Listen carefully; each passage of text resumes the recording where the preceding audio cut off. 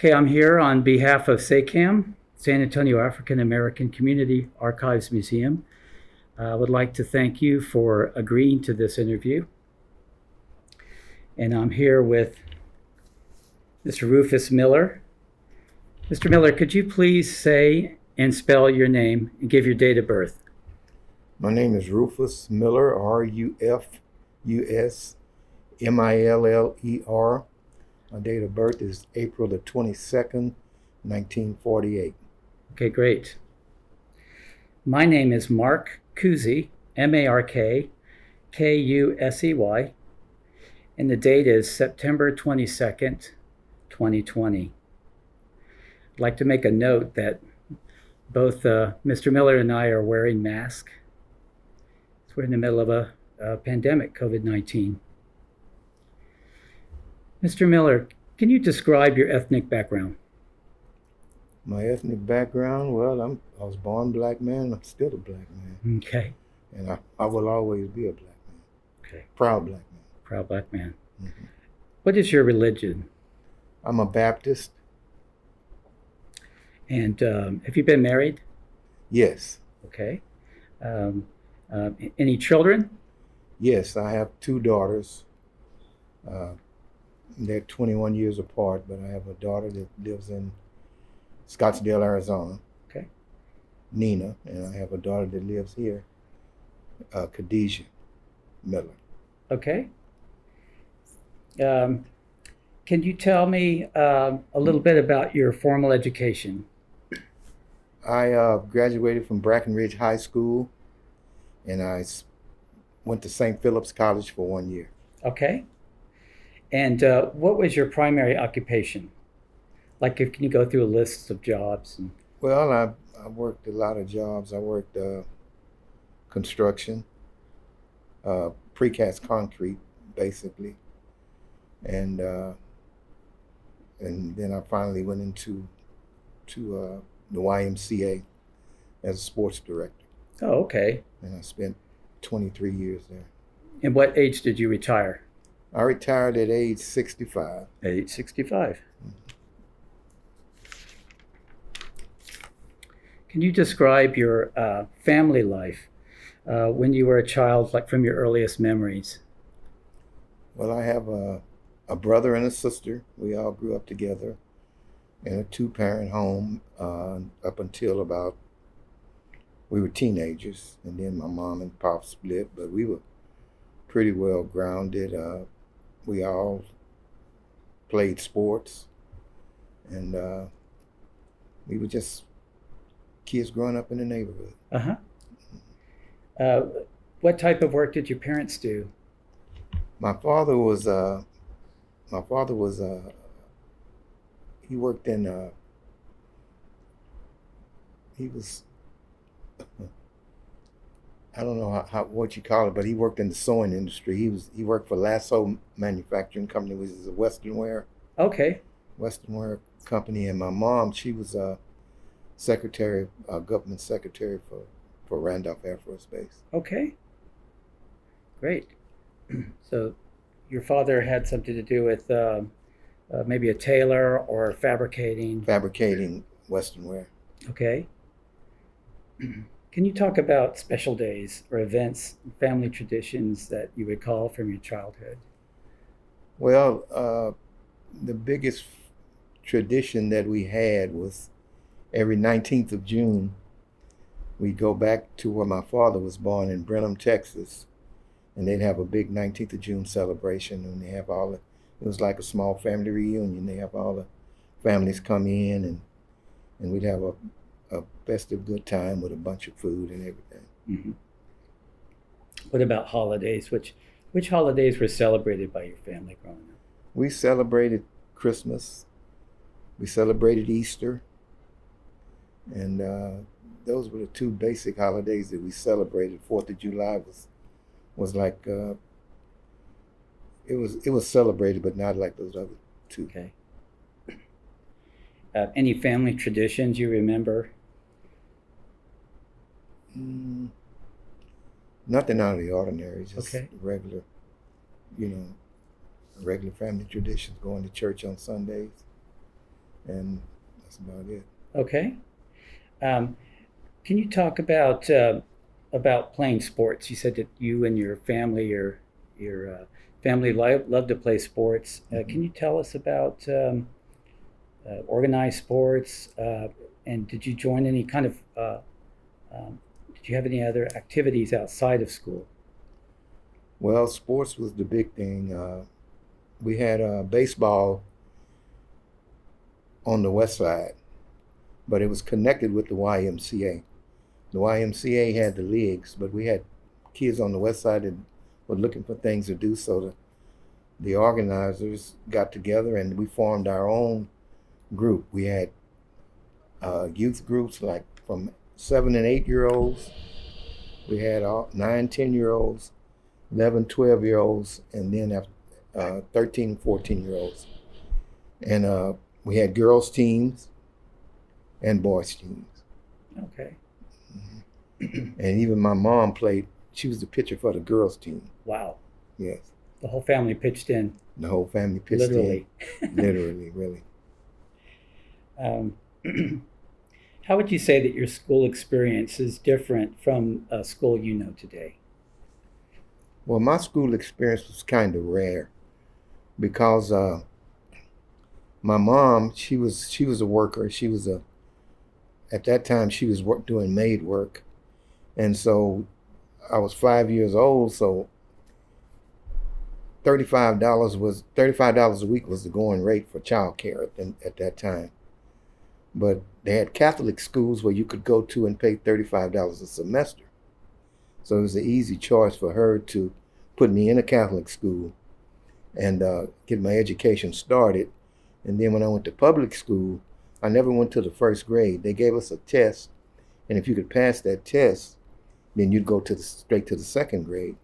So actually, all the way through school, all of my friends, all of my classmates were at least 1.5 years older than I was. So I was a young student. Okay. Mm-hmm. So you were going to Catholic school. Yes, they had a Catholic school called St. Catherine. At that time, it was a lady named Miss Irvin. She'd gather up kids from the west side and take them to school and pick them up in the evening. So our parents didn't have to do nothing but just, Okay. Pay her or whatever. I don't know how much that was, but we had a ride to school and back and forth. Can you tell me if these schools were segregated, Catholic schools? No, they were not segregated. We had, at that time, basically it was black and Mexican Okay. in those schools, and so they weren't really segregated. Okay. They would take anyone.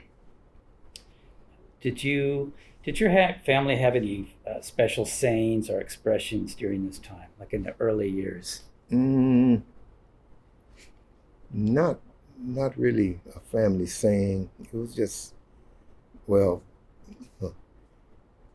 the old saying was, "It take a village to raise a child," and that meant if you did something wrong and your neighbor saw you, he would either have you punished right there or make sure your parents punished you. Everybody was reporting to everybody, so it was a pretty tight knit neighborhood. Kept you in line. It kept you in line. Mhm. Yes, sir. So, do you feel like things have changed quite a bit? Things have changed quite a bit now. People don't, they're more to themselves. I mean, you could have a neighbor 2 doors over you might not even know, but back there in them days, you knew everybody in that neighborhood. Mm-hmm. Mm. Were there any changes in your family life during your school years? You mentioned your parents were divorced. Yeah, the change in my family life was we stayed with my great grandmother. And once my mom and father got enough money to get their own home, they moved into their own home, into their own house. But I stayed with my great grandmother because they didn't want to leave her at the house by herself. So I wound up being raised pretty much by her. I would go to school and I'd go to their house to eat, and before dark I'd be back at my great grandmother's house, and I lived with her. Okay. Thinking back on your school years, what were some important social or historical events that were going on at the time? Well, biggest historical event was when I was in high school. We were getting ready to go out in our PE class, and they said, "No, no, put your clothes on. We're going to go and line up at the high school, and we're going to line Roosevelt Street because President Kennedy is coming through on a caravan." And we all lined the school, and President Kennedy came right up. It was a railroad track. He came right up under the railroad track, and we all saw him. We were right there close and saw him. And within the next couple of days, and maybe the next day, that's when he got killed in Dallas. So that was really it touched us because we had just saw him. Yes. And we was really proud of seeing him. And then all of a sudden, he was assassinated. Do you remember what your parents or your family or your people around you thought of President Kennedy at the time? Everybody, he was our idol. Okay. President Kennedy was, I don't know, everybody looked up to him because everybody felt like he was doing the right thing. It seemed like he was a guy that didn't see color, and he was just doing the right thing for the nation. Mm-hmm. He's Catholic. Yes. So you lived during the era of segregation. Yes, sir.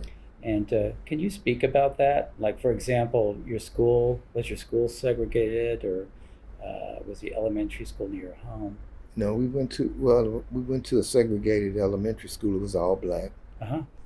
And Dunbar was the middle school. It was practically all black. We had one or two Hispanics that went there, not that many. Okay. And the high school I went to was more mixed with black, white, and Mexican Americans. What was the name of that high school? Brackenridge High School. Brackenridge High School. Yes. Mm-hmm. And really, it was the segregation part came in. Like, we'd go to school and we'd have to take the bus to school. And but we'd have to get off downtown to transfer to go back to the west side. And if you went to the movie, you had to go into the colored balcony section at the Majestic Theater. And the Texas Theater wouldn't allow us to go in at all. So okay, that's when we really started to see the difference we see segregation firsthand. Yes. So it took you about how long to get to school?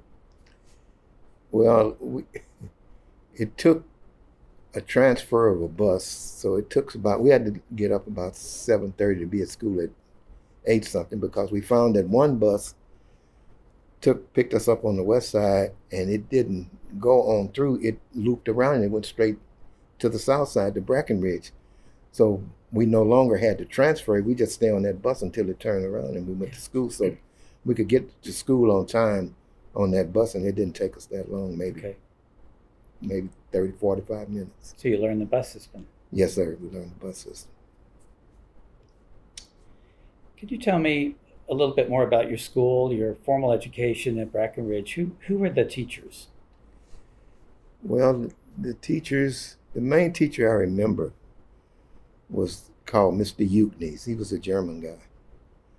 And he was a good teacher, but he was pro-school. He was pro-Brackenridge, because I had a friend named Warren McVeigh that was a star football player. He played with the Kansas City Chiefs and all them in the Super Bowl year. And when he was in high school, he wasn't too thrilled about studying. None of us were, really, because it really wasn't. They didn't have the strict guidelines, but you had to be passing to play. And if he scored a touchdown, he'd get 10 points for each touchdown he scored. So I remember one game he scored 6 touchdowns. So if he had 40 on the test, he had 100. Really? So they would exchange? They would exchange. I guess he would give him points for being a star at the school. How do you feel about that? I didn't feel bad about it, because most of the time he was copying off of my paper anyway. I didn't feel bad about it. So if I could make 60 and he could make 120, it didn't bother me, because he was a friend of mine. Okay. Really, and that it didn't bother me, as at that time I was real young. I probably wasn't but 15 years old, and I didn't think about it as, So other people at the school knew about it? There were people at the school that knew about it. Okay. Everybody in that English class that he taught knew about it. How did they feel about it? Do you remember? I really couldn't speak for them. I don't think it didn't bother anybody because no one ever brought it up. Yeah. You mentioned segregation, and you mentioned the Aztec Theater and different places where they had separate seatings for black. Can you tell me a little bit about, were there any restaurants or eating places for black people where you lived? Well, where I lived on the west side, the Zarzamora Street was fully lined with black businesses. And so they didn't have big restaurants, but they had a lot of eating places, like sausage places, where they got barbecue and stuff like that. It was lined with those type of places. And they had some more places down by the Keo, which was a black-owned facility that they did dancing and singing and stuff at. And they had some more businesses circled around that, but all of them were black-owned. Was there seating, or was it walk-up? No, it was seating. Okay. Seating, like they almost had seating. Okay. Let's talk about your adulthood and your marriage. Can you tell me a little bit about your marriage?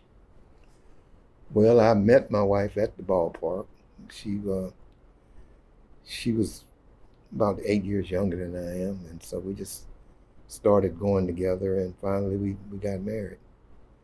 And I had a young daughter by another lady at that time, but we took her and got her, took her into the family situation, and she stayed with us up until she graduated from high school. Okay. What is your wife's name? My wife's name is Hollis Miller. Okay. Mm-hmm. Let's talk about your life after high school. Where did you live? And did you move around? If so, why? Yes, after high school, it was a traveling basketball team that came through called the Harlem Stars. And we had to try out, and I made the team. So I started traveling all over the United States playing basketball. And but then when every summer came, I would always lead the basketball team, because in the summer we would tour South America. But I would always lead the basketball team to come back and play baseball. Wow. To make sure I could play baseball. You must have been quite talented. I don't know. I was good. I was good, but it was just kind of, everything was kind of natural to me. Okay. So I didn't think of myself as being that talented, but we had some times where it kind of showed up. Can you talk about training? Were you formally trained to play baseball or to play basketball? Well, we had a guy named A.C. Davis that picked us up to play with the San Antonio Yankees. And he'd pick us up every Tuesday and Thursday to take us to Black Sox Yankee Stadium for practice. And we had a guy that our coach's name was Lonnie Blevins. And he'd practice us hard every Tuesday and Thursday. And we had a double hitter every Sunday. So we pretty much did baseball all week. Okay.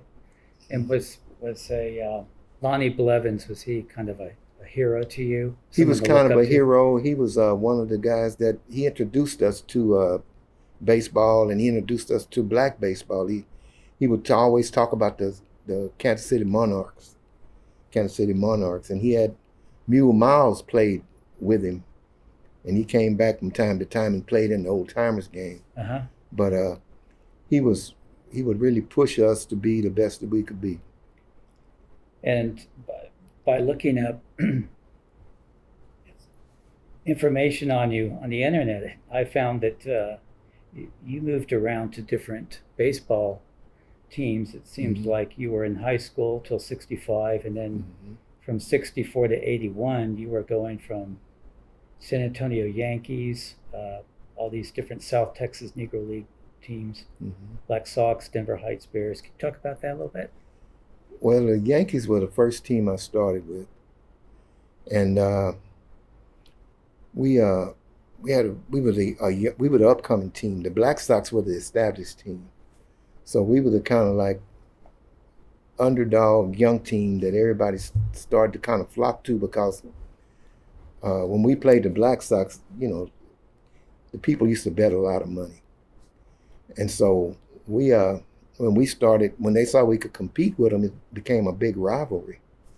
And I stayed with the Yankees until we had a guy, one of my best friends, named Michael Godley.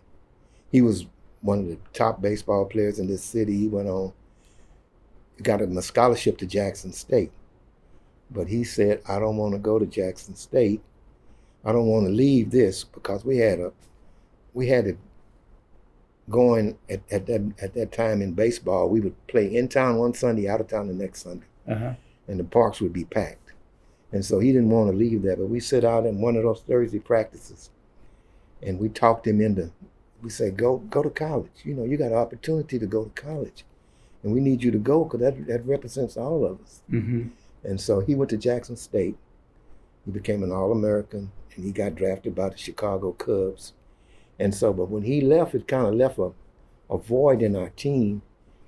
And so we were, after one tournament, one Labor Day tournament, the guy from the Black Sox would come and say, well, y'all, you don't have no help anymore. Why don't you come play with us? And so I thought about it, and I said, okay, I'll play with y'all. The next year I played with the Black Sox. And I think we went like 40-2. And the only two losses we had was to my old team, the Yankees. And so, and it was kind of eating on me. I was always a Yankee, and I decided that after that 1 year with the Black Sox to go back to the Yankees. So I went back to the Yankees until the South Texas League started to kind of dwindle down, and the Denver Heights Bears, they had started playing in the City League, so they had asked me to come play with them, and me and a couple of more guys went and started playing with them. That's how we got with the Denver Heights Bears. Okay. Mm-hmm. And now, so the Denver Heights Bears, they were part of the South Texas Negro League, correct? Yes, but they played in the Spanish American League, okay, mainly. And they mainly played in the Spanish American League, and we just played a few games against them every year. Okay. But they wouldn't do the travel and stuff that we did. What type of people would go to these games? People, they come after church. I mean, all kinds of people.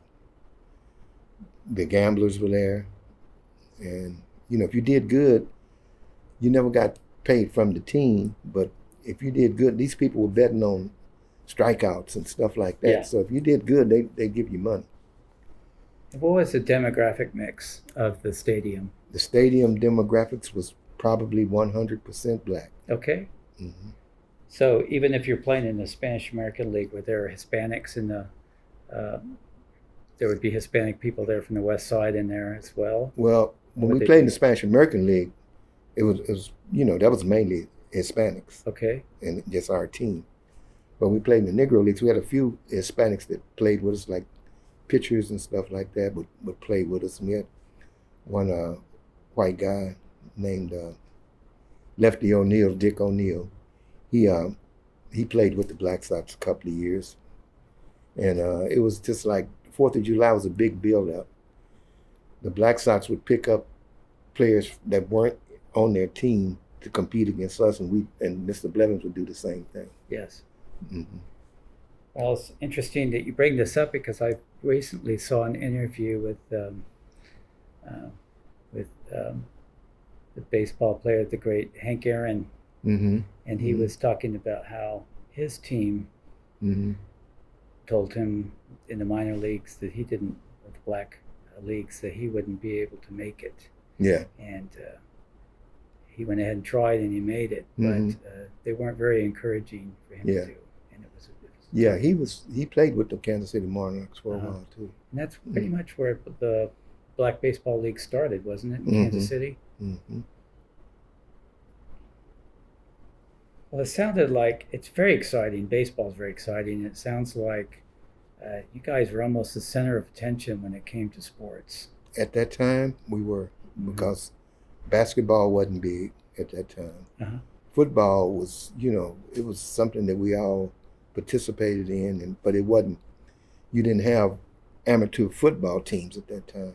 Uh-huh. Amateur football teams came along later. So at that time, if you want to play competitive sports, it was baseball. Let's go back to your work and let's talk about your main field of employment. Can you tell me how you got started and what gave you the skills to do this job? Well, what gave me the skill is I had been in sports all my life. And when positions opened up at this branch, I had played baseball with the executive director. And so he had, when I came back from Iowa, I had been out to Iowa for 2 years. I came back and I took a part-time job in the weight room. And he told me, do you want to take a full-time job as a sports director? You can be either the youth sports director or the adult sports director. And I said, I'll take the youth sports director's job. But he wound up giving me both anyway. So. And that's how I started with the YMCA. And really from then with my training and everything, I brought baseball, I improved baseball here, I improved basketball here. And it was just a natural thing to me. Sports had been, with me all along. My mom used to tell me when I'd go to West End Park on the west side, I'd leave in the morning and I'd play sports all day and I'd come back in the evening. And she said, the least you could do was come and eat lunch and then go back. But that's just the way it was at that time. We just stayed outside, stayed playing sports all day, one sport till next. Good positive activity. Yes, sir. So talking about your job here at the YMCA, can you describe like a typical day during your working years? A typical day I'd come in and get all my paperwork done early before the kids got out of school. And then we'd hit the baseball field or the gym. The baseball field was more of a challenge because I didn't have a lot of support. So I'd go down and I'd start getting the field ready for the kids to play. And we had competitive leagues then too, and we played Babe Ruth baseball and Cal Ripken baseball. And I'd mark off the fields, and then I'd wait on my umpires to get there. If somebody didn't show up, I had to umpire also. But it was something that was in me anyway, so it didn't bother me at all. Sure. What do you value the most about what you did for a living? What I value the most is seeing the kids go on and do great things. We have, out of my basketball program, we have 2 kids that are still playing in the NBA. They went to college. Jordan Clarkson went to Tulsa, then he went to Missouri, and then he played with the Cleveland Cavaliers, and now he's playing at the Utah Jazz. And Andre Roberson, he went from our program to Colorado. He played at Colorado, he got drafted, and he plays with Oklahoma City Thunder. So I can look at the listings of the sports things that come on, and I say, I got to watch that tonight because Jordan's going to be on. Okay. And I still have a good connection with their families and stuff, and that makes me feel real good. Also, the Taylor kid, he went to the University of Denver. He played basketball, and now he's a assistant coach at the Air Force Academy. Wow. Basketball. Yeah, and all of that makes me feel real good. Yeah, sounds very gratifying. Mm-hmm. Well, when thinking back on your working life, what important social or historic events were taking place at the time, and how did they personally affect you and your family? Well, as far as my working years, actually, this YMCA was mainly black, so we didn't get what the other YMCA's got. It seemed like we got whatever they gave us, and we were glad to get that. But we did the most, with what we had, and it it didn't really affect my drive because I was like I said, it was already in me. So I just shook it off and kept on working. I want to ask you, how did your life change when you retired? It it really went from active sports to leisure sports. I still played baseball.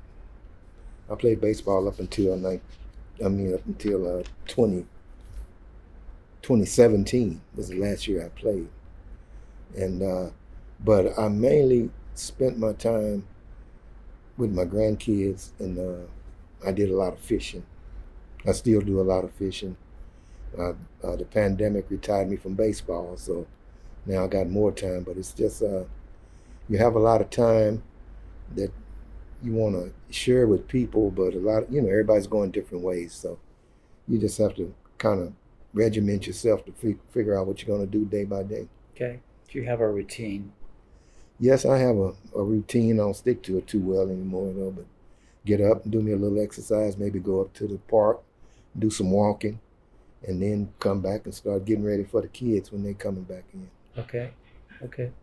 Um, how is it for you to live in this community? I live in the far southeast side. The community is a lot different from this community where I worked at.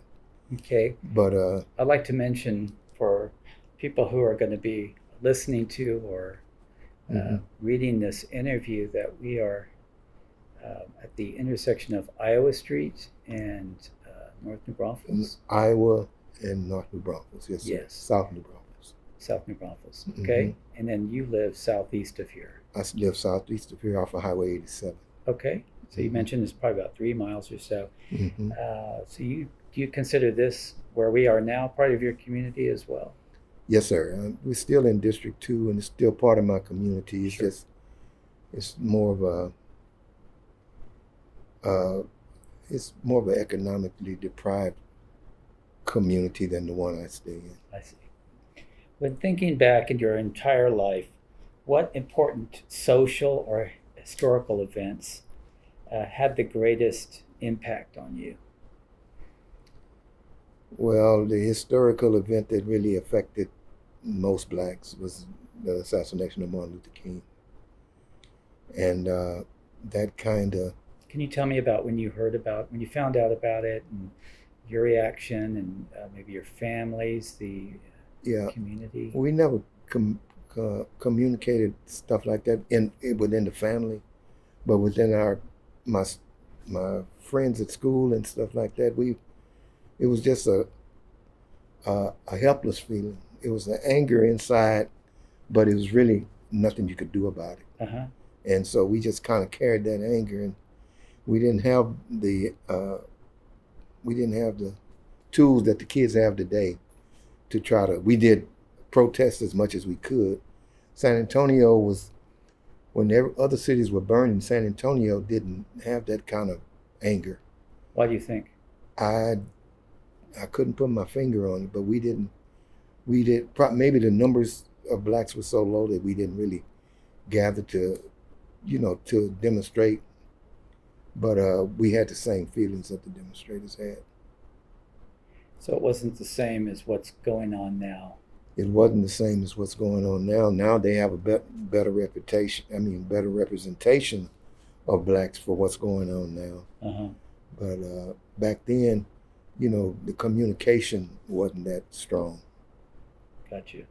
Can you think of any other?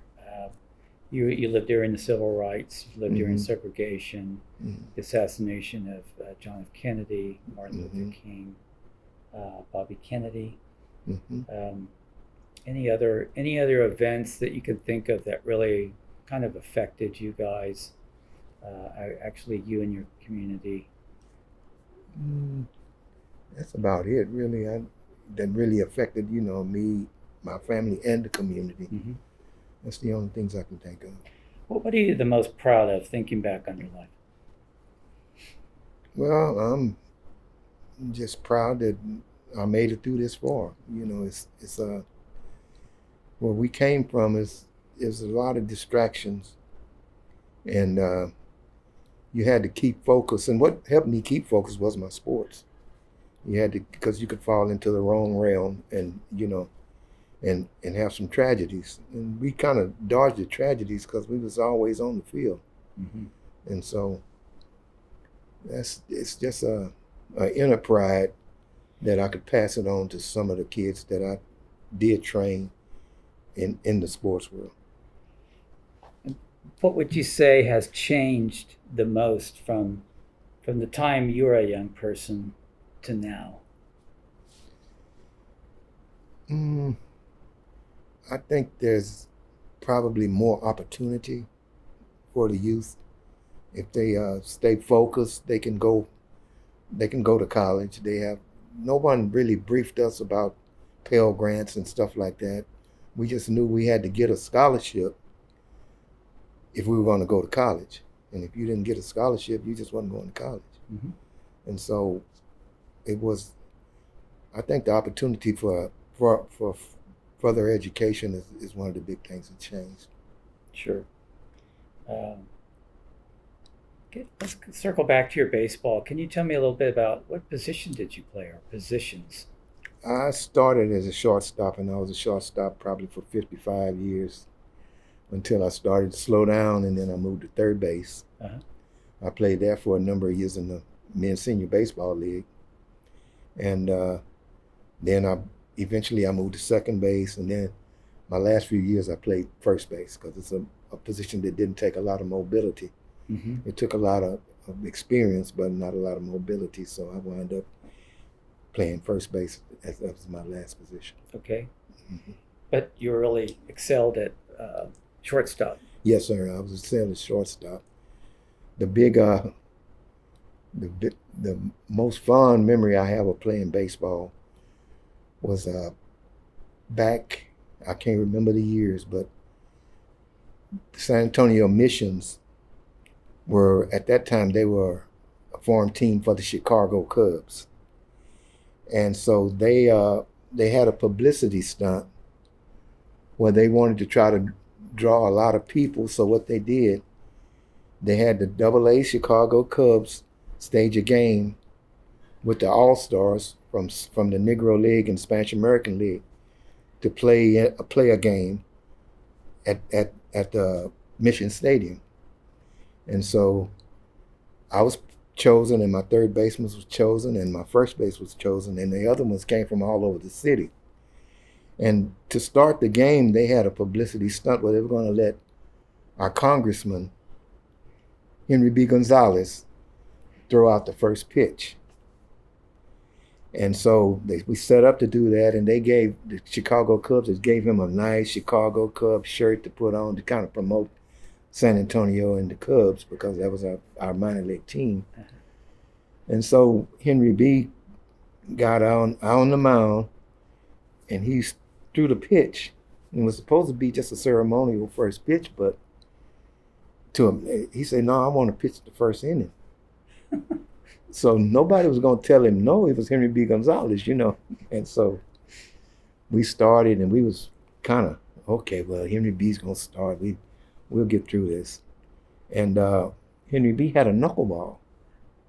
And those AA batters, they couldn't figure that knuckleball out. They was swinging, and the first batter, he struck out the first batter. That's a great story. The next batter hit a little dribbler, and we didn't get out. The next batter got a weak base hit, so they had two men on base. And so our manager said, well, I guess this publicity stunt has went far enough, So we had the pitcher at that time, his name was Richie Guerra. He was the top prospect in the city. He went to Highlands High School. He was throwing 95 miles per hour. So the coach made the decision. He said, well, let's go ahead and bring Richie in. They hadn't scored any runs off of Henry B. Gonzalez. Let's go ahead and bring Richie in, and if we get out of this inning, we can put some pressure on these guys.